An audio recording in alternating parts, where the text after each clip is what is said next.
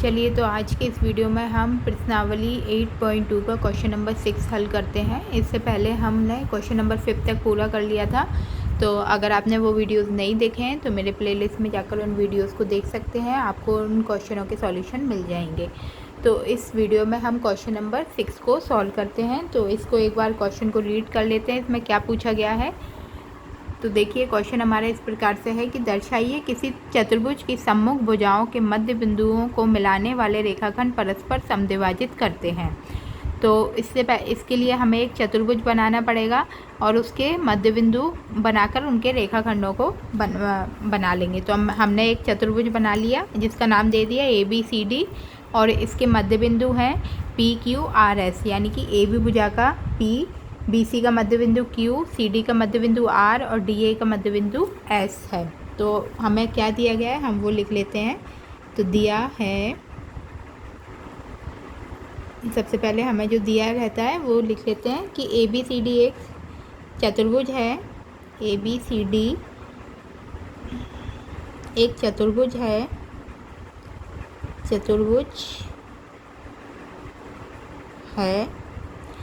जिसमें PQRS क्रमशः भुजाओं AB, BC, CD और DA के मध्य बिंदु हैं। जिसमें PQRS क्रमशः AB, BC, CD और DA भुजाओं के मध्य बिंदु हैं।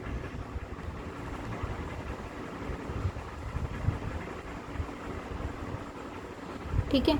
अब हमें सिद्ध क्या करना है कि RP यानी कि RP और SQ ये क्या है, रेखाखंड को परस्पर समद्विभाजित करते हैं। ये जो है परस्पर आपस में समद्विभाजित करते हैं। तो हमें ये सिद्ध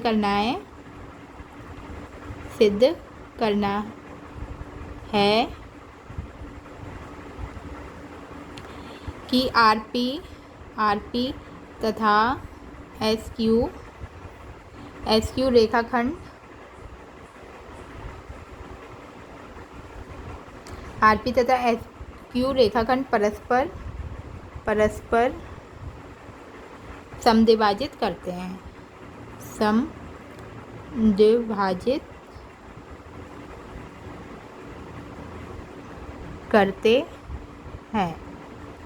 ठीक है। अब हमने एक रचना की, इसके लिए एक रचना करेंगे कि PQ, QR, RS और SP को मिला देंगे। तो रचना में लिख देंगे PQ, QR, RS और SP को हमने मिला दिया। इसके लिए रचना में हमने किया है PQ, QR, RS और SP को मिलाया। ठीक है। तथा इसके विकर्ण जो हैं AC और BD को भी आपस में मिला देंगे। तो AC और BD को मिलाया, AC और BD को मिलाया। ठीक है, इतना हमने इसकी रचना कर ली। अब उपपत्ति यानी कि इसका हल, उपपत्ति यानी कि प्रमाण भी बोल सकते हैं इसको। उपपत्ति जैसे कर रहे हैं तो इसके लिए हम ले लेंगे त्रिभुज ABD। ये वाला त्रिभुज ले लेंगे AB और D, इतने त्रिभुज की बात करते हैं हम। तो त्रिभुज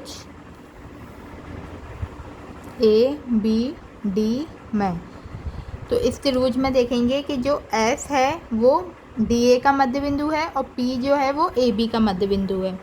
तो इधर लिख देंगे कि S DA का मध्य बिंदु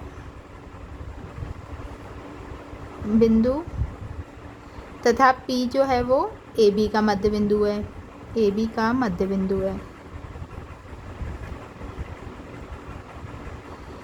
तो जब ये मध्य बिंदु है तो हमारा SP जो है वो, ये SP जो है वो BD के समांतर हो जाएगा। और SP जो है वो हाफ ऑफ BD हो जाएगा। तो इधर हम दिखा देंगे कि SP जो है वो SP समांतर है BD के, और इसी प्रकार से SP जो है वो हाफ ऑफ BD है। ठीक है, तो ये हमारा मध्य बिंदु प्रमेय के द्वारा यहाँ तक सिद्ध हुआ। तो इसको हम मान लेते हैं इक्वेशन फर्स्ट, इक्वेशन 1 मान लेंगे। ठीक है, ये किसके द्वारा हुआ? मध्य बिंदु प्रमेय द्वारा हुआ। पिछले क्वेश्चनों में भी हमने इस प्रमेय का यूज़ किया था। अब इसी प्रकार से त्रिभुज BCD, ये वाले त्रिभुज में ले लेंगे BCD में।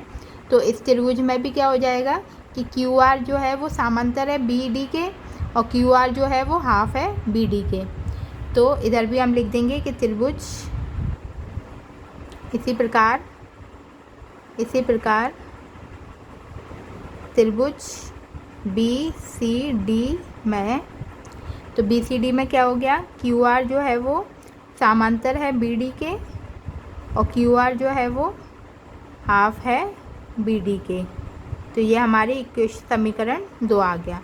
ठीक है, अब इधर हम लिख के दिखा देंगे कि समीकरण 1 व 2 से, समीकरण 1 व 2 से, तो देखिए हाफ ऑफ BD इधर भी है, हाफ ऑफ BD इधर भी है।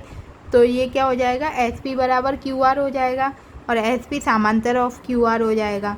तो इधर हम लिख सकते हैं कि SP जो है वो समांतर है QR के, और SP जो है वो बराबर है QR के। तो अभी SP जो समांतर QR हो गया, और SP बराबर है QR के, यानी कि ये SP जो है वो इस QR के समांतर है और बराबर भी है। तो भुजाओं का एक युग्म आपस में समांतर और बराबर होता है, तो वो हमारा क्या कहलाया जाता है, समांतर चतुर्भुज बोला जाता है। तो अतः PQRS एक समांतर चतुर्भुज सिद्ध हुआ यहाँ पर। अतः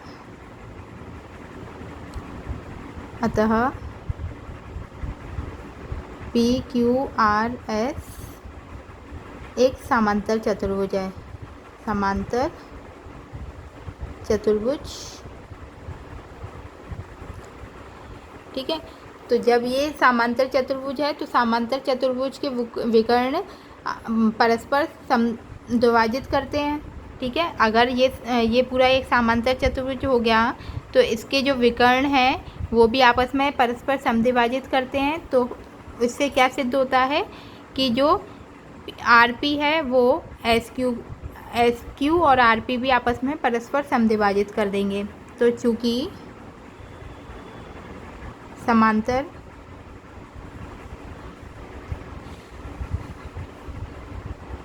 चतुर्भुज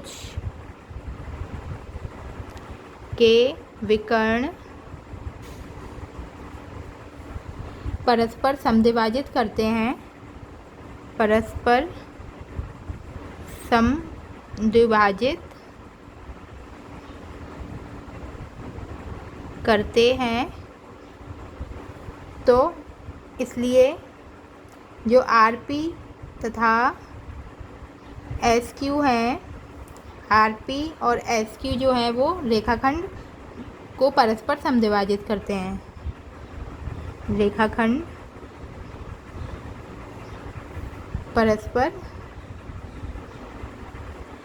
समद्विभाजित करते हैं।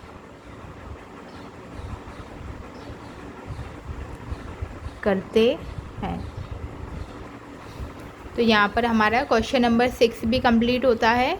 तो ये पूरा आप इसको नोट कर लीजिए। इसके बाद ये स्टेप है और इसके बाद ये स्टेप्स हैं। तो ये हमारा यहाँ पर पूरा कंप्लीट होता है क्वेश्चन नंबर 6।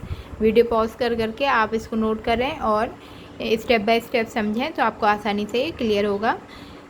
ठीक है, तो आप इसको अगर चैनल पर पहली बार आए हैं, वीडियो पहली बार देख रहे हैं, तो इसको ज़रूर सब्सक्राइब करें और आगे शेयर करते जाएं। धन्यवाद।